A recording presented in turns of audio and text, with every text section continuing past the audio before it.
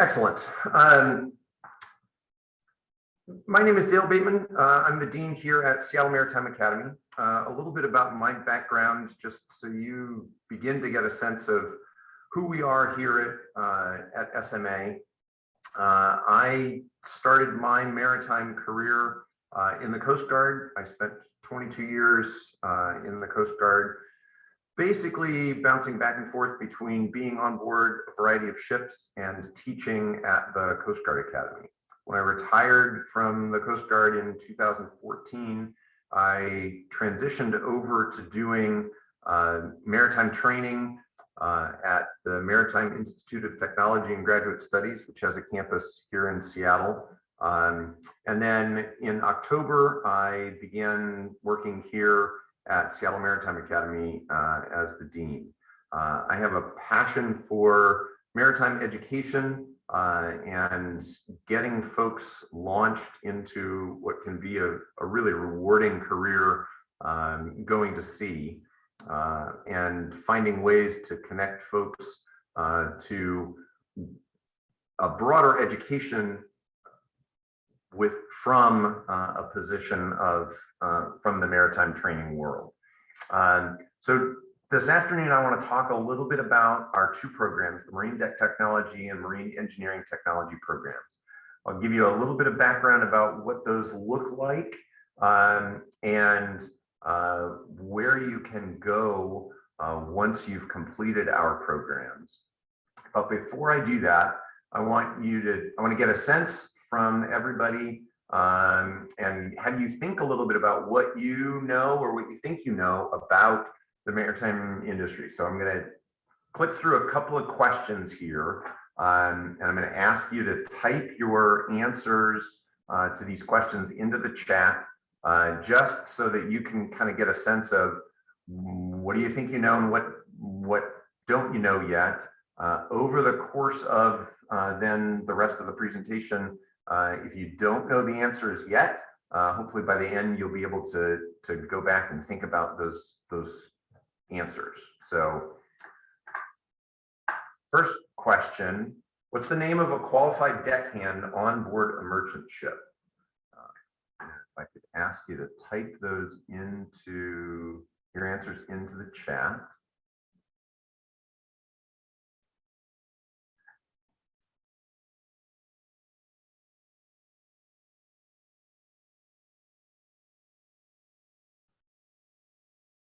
A moment.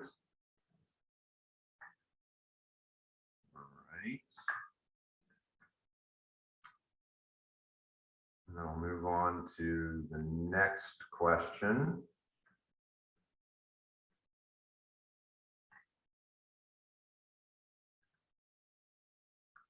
And what is the name of the qualified rated engineer on board a merchant ship?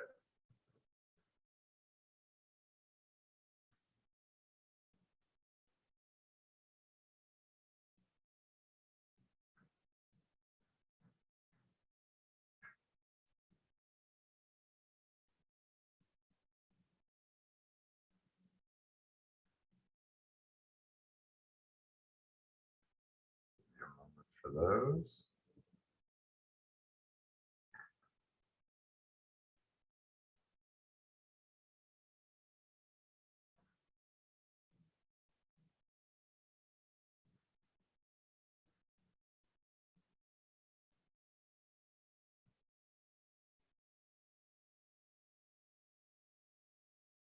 All right. And one final question, and we'll come back and we'll review these at the end to see to make sure that we've got the right answers for everybody, but this will let you go through and figure out which ones you had. So third question, what documents or qualifications do you need at a basic level to work on ships in the United States?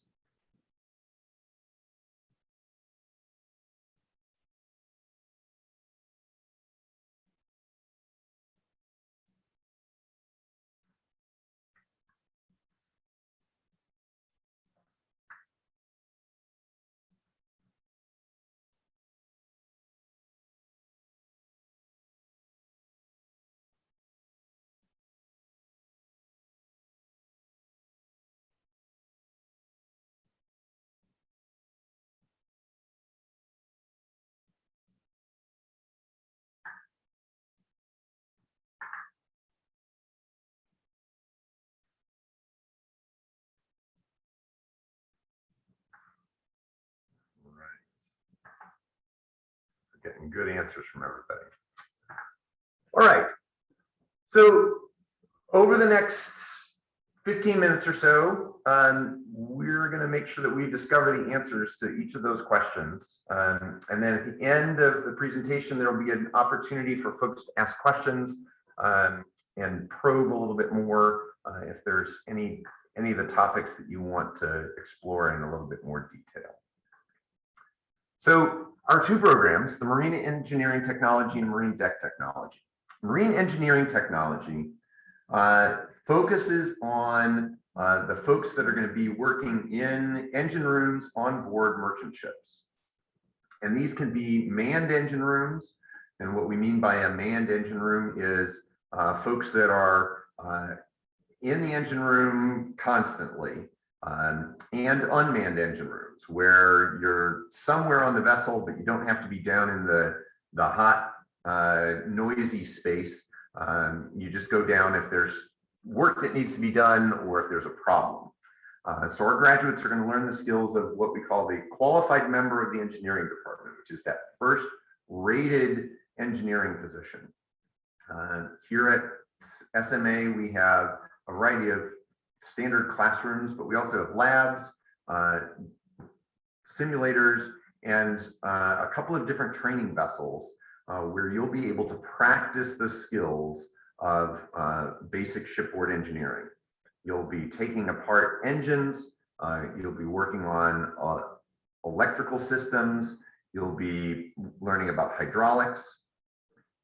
And all of this is at our campus here in just next to the Ballard Bridge in Seattle. The entry requirements are pretty straightforward. You need a high school diploma and your merchant mariner credential, and that's it.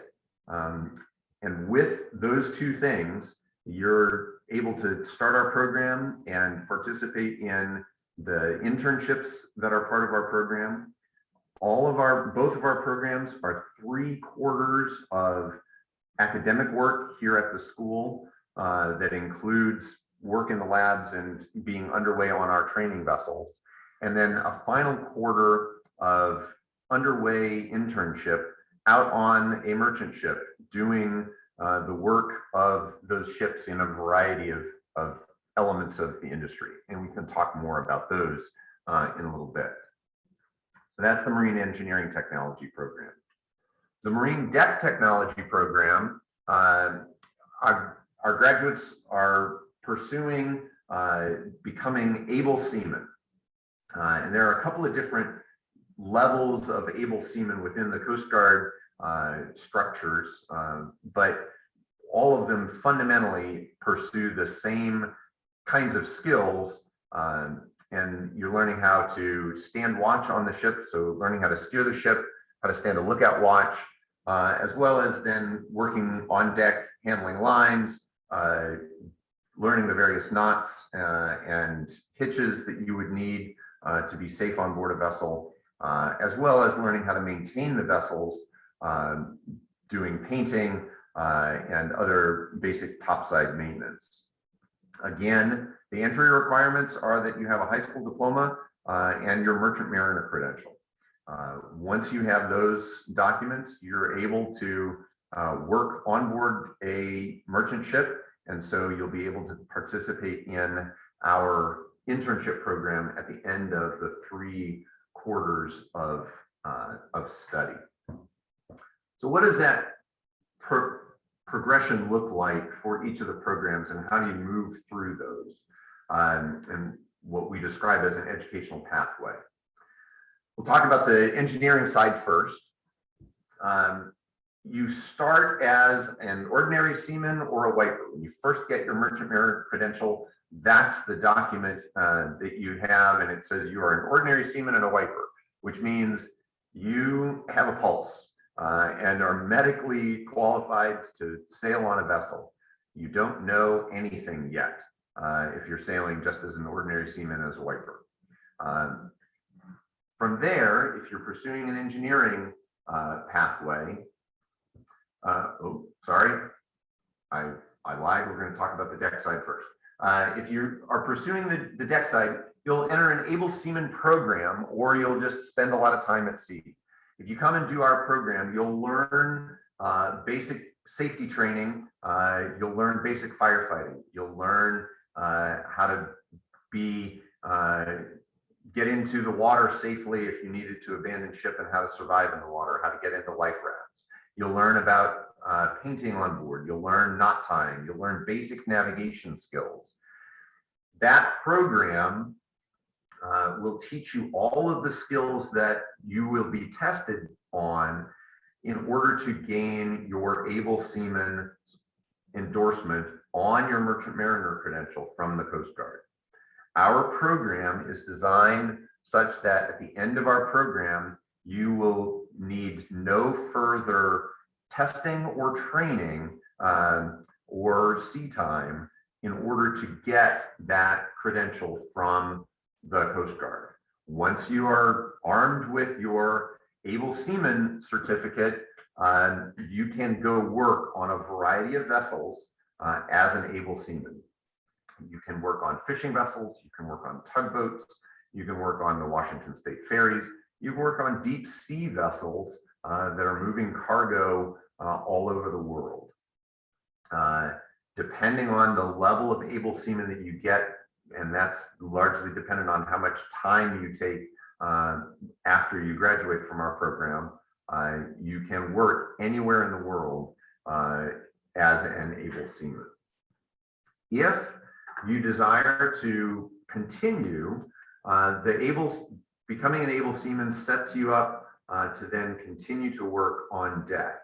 And there are a couple of different ways that can happen, but your goal from being an Able Seaman might be to become a mate or an officer in charge of the navigational watch. Those are the folks that are going to be on the bridge and directing the movements of the vessel. And there are two ways that you can go about becoming a mate once you've earned your Able Seaman credential. One is to do a training program, and there are schools around the country that do those. We here at Seattle Maritime partner with the Maritime Institute of Technology and Graduate Studies, MITAGS, to feed folks into their AV to Mate training program in order to become a mate. The other way is what we describe generally in the maritime industry as going through the hawse pipe. And that's just working your way up, doing on-the-job training, and then testing with the Coast Guard. AV to Mate training programs can frequently shorten the amount of time required to get to the mate position. The hawse pipe pathway, you would need 3 years of sea time, 1,080 days of sea time in order to go from being an Able Seaman to a mate. And you might think, oh, 3 years, that's not very long, but that's 360 days per year of actually being at sea, which means it would probably take about 6 years to accumulate that amount of sea time, because most of the time folks are working only about half the year in going to sea. Some places that will change. Washington State ferries, folks may get up to a couple hundred days of sea time per year rather than 180, but you're not typically going to be working 360 days out of a year at sea. After you've become a mate, then you can eventually go on to become the master, the captain of whatever kind of vessel you've been sailing on. And that frequently requires a little bit more training and lots more sea time, as well as additional testing with the Coast Guard. But if your goal is to someday be the captain of a tugboat or the captain on board a Washington State ferry, then this is the pathway that you might want to pursue. On the other side, if being on deck isn't your thing and you really like working with your hands and fixing engines and doing those kinds of things, then you might pursue the educational pathway from wiper down in the engine room to become a QMed. The QMed program is similarly designed. It's 3 quarters in length of academic work, followed by a period of at-sea internship. We will help place you for that internship. We don't require you to go find your own company to go work for. Our internship programs are with tugboat companies here in Seattle, with Washington State Ferries, with a couple of fishing companies, as well as on research vessels, either with the University of Washington on board the Thomas G. Thompson, Oregon State University. I'm hoping to place folks with the Woods Hole Oceanographic Institute, still working on that. But we do place folks with a variety of companies around the country, though a lot of folks do end up doing their internships with local companies here out of Seattle. Once you've done that QMed program, then when you graduate, you become endorsed as a qualified member of the engineering department. Again, there are a couple of different ways that that's described within the Coast Guard. Our graduates will be receiving the QMed Fireman, Oiler, Water Tender designation. There are also electrician and junior engineer designations, but when it comes to getting a job, for the most part, a QMed is a QMed is a QMed, regardless of the kind of flavor of that QMed. Just as on deck, you may decide that you want to continue beyond being a QMed, and your goal there is to become an assistant engineer or officer in charge of the engineering launch, OICEW. Likewise, there are two pathways that you can follow. You can either do a third assistant engineer training program, and currently we are working with MITAGS to build a third assistant engineer training program that will be a couple of years in length to then get you to that third assistant engineer OICEW level endorsement. Or you can HAWSPIPE, and again, there's a significant amount of sea time that's required, and then study on your own to take the tests with the Coast Guard in order to earn your endorsement as third assistant engineer. After you've earned that officer license, then you can eventually, after you've earned enough sea time and taken more training and exams with the Coast Guard, you can go on to become the chief engineer, the senior engineer on board a ship. Depending on the size ship, there's another designation that might be involved here that's equivalent to the third assistant engineer, and that's a designated duty engineer. The designated duty engineer is typically the one that is used on board vessels that have unmanned engine rooms, whereas vessels that have manned engine rooms will have a chief engineer and then licensed assistant engineers. So who are you learning from? Here at SMA, our faculty are on the deck side. They are captains that have experience on a variety of vessels, in passenger vessels, on tugs, a variety of the ferries, Washington State Ferries, the Victoria Clipper, as well as tankers and cargo vessels of a variety of sizes. Our engineering instructors are licensed and chief engineers with experience on diesel, steam, and gas turbine plants that run the full gamut as well of types of vessels: passenger vessels, tugs, ferries, large container vessels or tankers as well. All of our faculty are folks that have a deep passion both for going to sea and the industry and for education and training you. Our faculty spend a lot of time with their students, making sure that they have an opportunity to really learn the material.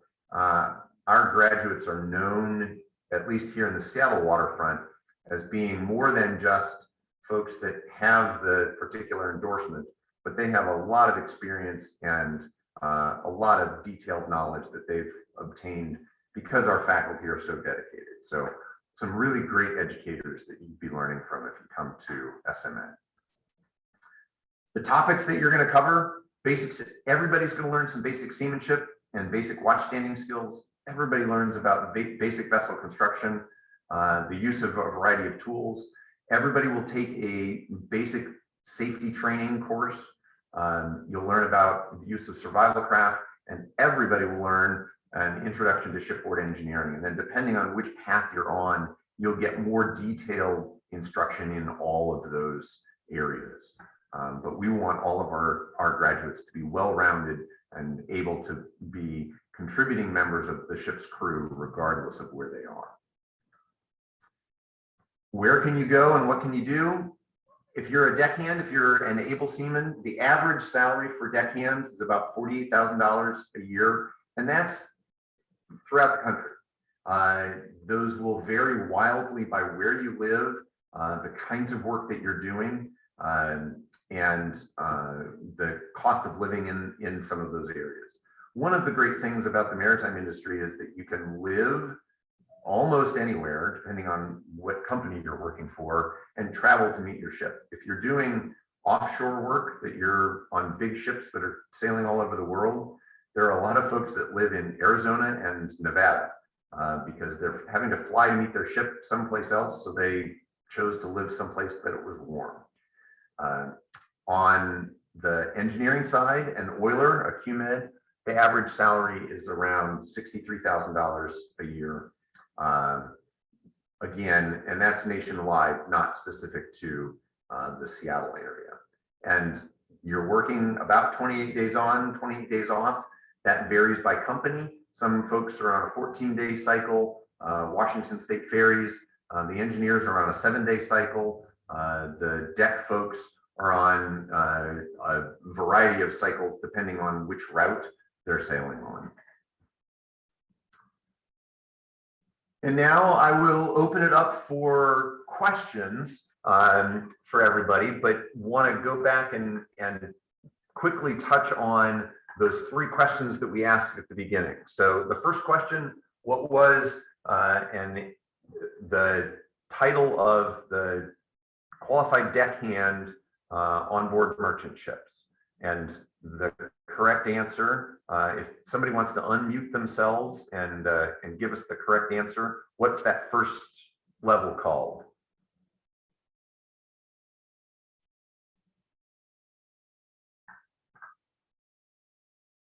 Or does somebody want to type it into the chat if you don't want to speak out loud?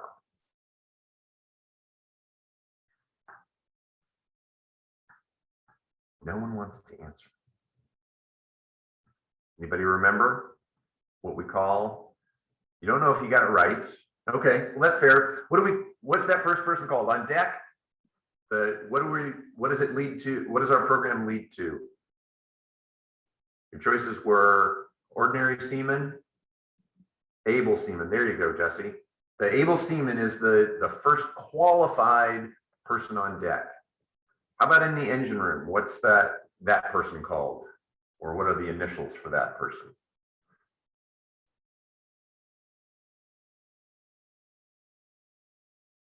Anybody remember?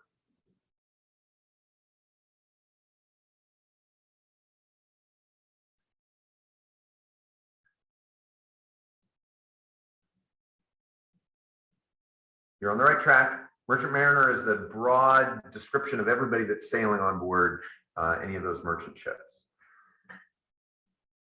Well, do you remember what the 4 letters were for the first engineer, first qualified engineer?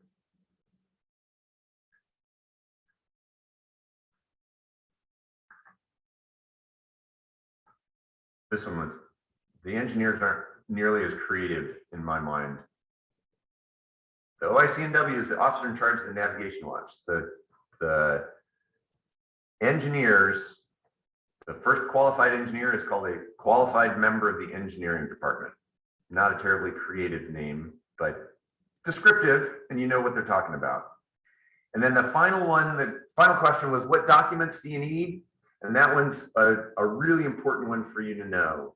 The only document that you will need is your Merchant Mariner credential. And you can apply to get that directly from the Coast Guard. And once you are armed with your MMC, you're going to be able to go and work on onboard ships, or at least apply for jobs on board vessels. You can go, Jesse asks the question, how do you get your Merchant Mariner credential?